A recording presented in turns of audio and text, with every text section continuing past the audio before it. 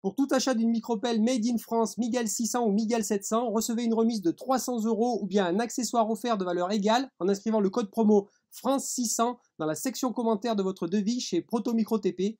Les liens sont en description sous cette vidéo. Bon, ben voilà, on a prépositionné la barrière anti-rhizome.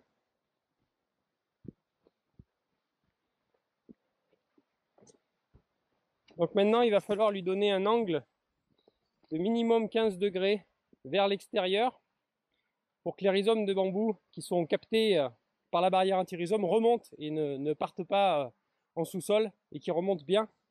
Donc il faut mettre 15 degrés minimum. Nous, on va en mettre un peu plus. Je préfère qu'il y ait plus d'angle. Ça sera beaucoup plus sûr.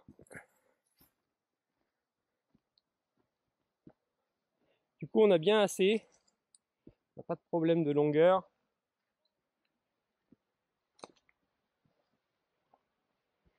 On a des petits problèmes de profondeur sur la fin parce qu'on était dans l'argile. On a un peu moins creusé. Mais bon, on y ajustera un petit peu à la pelle.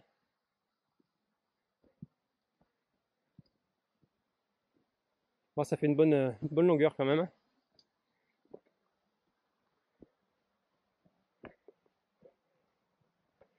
Voilà, et à partir de là, on est un peu moins profond. Donc là, on y remettra un petit coup de pelle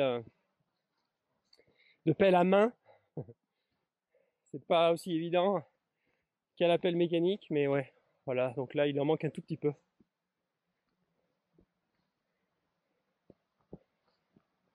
Bon, eh ben allez, il n'y a plus qu'à.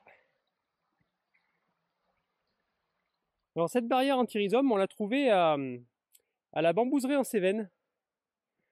C'est apparemment les seuls qui font ça, en étiquette de jardinage recyclée.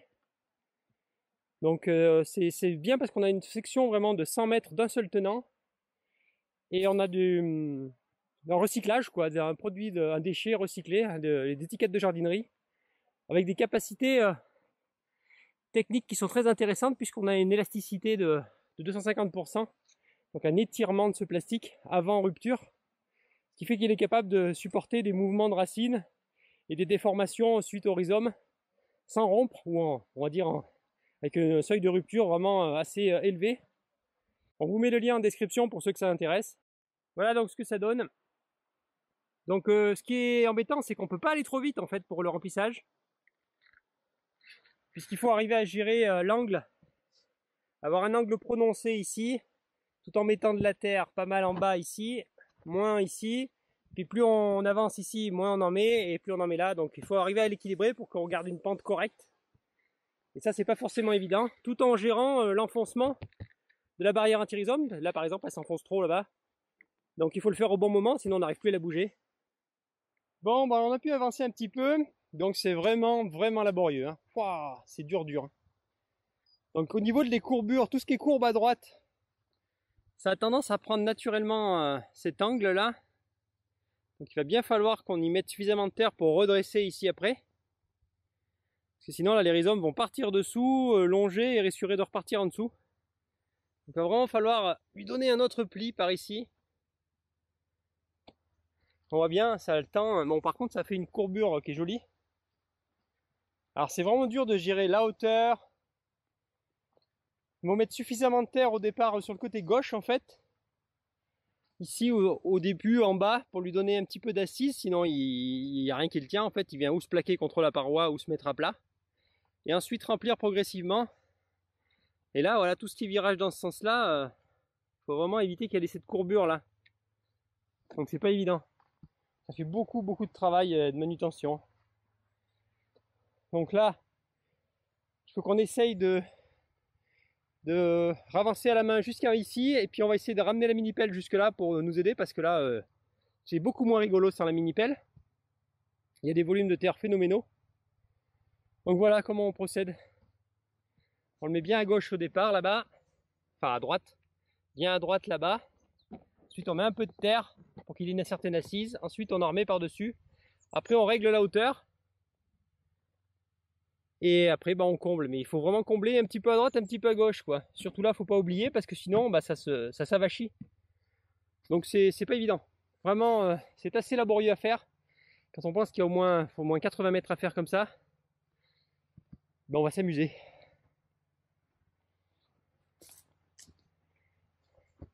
Donc on va faire ramener la pelle par ici. Donc c'est pas évident parce qu'on a laissé des tas de terre un peu partout. Donc il faut réaménager un petit chemin, faire passer par là. Et on peut pas aller trop vite parce que si on va trop vite, on se retrouve avec des plis. Il est plus tendu, la barrière anti-rhizome n'est plus tendue et on se retrouve avec des plis très difficiles à gérer. Là, avec la petite pelle là comme ça, on avance pas vite. Mais bon, l'avantage c'est qu'on peut vraiment bien gérer les plis. Comme là, par exemple, on peut se retrouver facilement, voilà, avec là. Bon, l'avantage de cette barrière anti-rhizome, c'est qu'elle s'étire de 250% avant rupture, donc elle va pouvoir prendre la place. Le tout, c'est d'essayer de la mettre vraiment en bonne position et qu'elle se redresse pas trop ici, là. Donc il faut bien gérer la terre pour conserver notre angle de minimum 15 degrés. C'est pas facile, hein.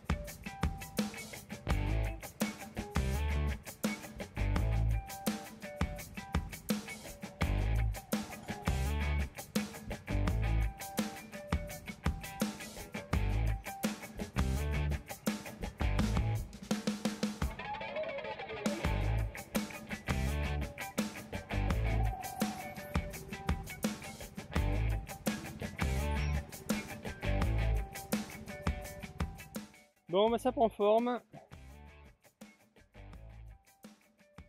Bon, les finitions sont pas faites, mais ça commence à être bien enterré. Il ne reste plus que la portion là-bas.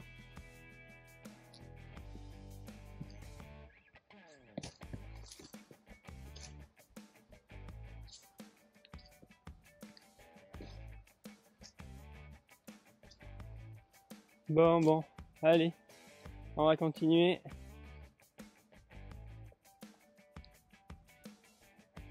Forêt à Verdun.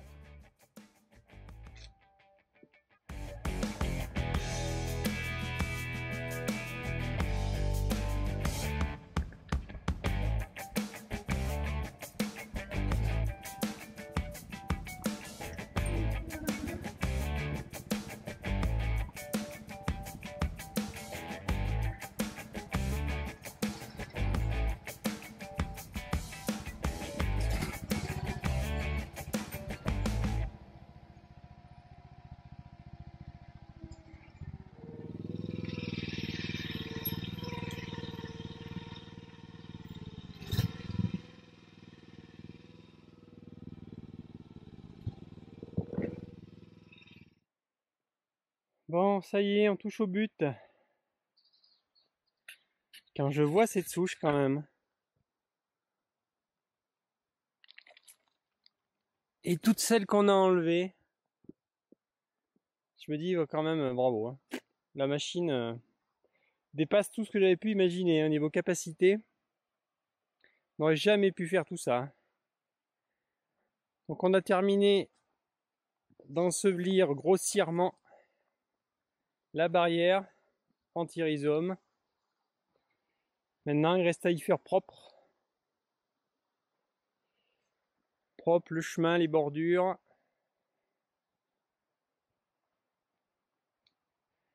Alors j'ai pas réussi à le faire aussi bien que j'aurais voulu, je voulais le faire sortir un petit peu plus ici. Mais en fait c'est très difficile à gérer. Hein.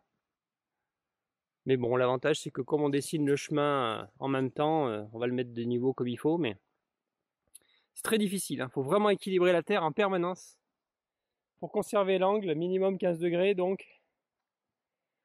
Puis après ça se courbe. Pas évident, pas évident. Mais on est arrivé jusqu'à la rivière.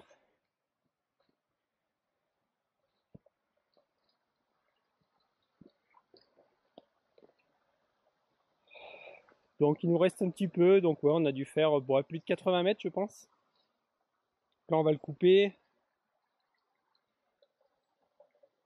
Bon, pour l'instant je vais le laisser quand même déborder, je le couperai un peu plus large. Et puis on va s'atteler au chemin. Bon, j'ose plus marcher maintenant tellement c'est propre, hein. Ça fait trop beau. Bon, il faudra encore une bonne pluie quand même, c'est pas tassé du tout. Mais ça commence déjà à ressembler à un truc sympa.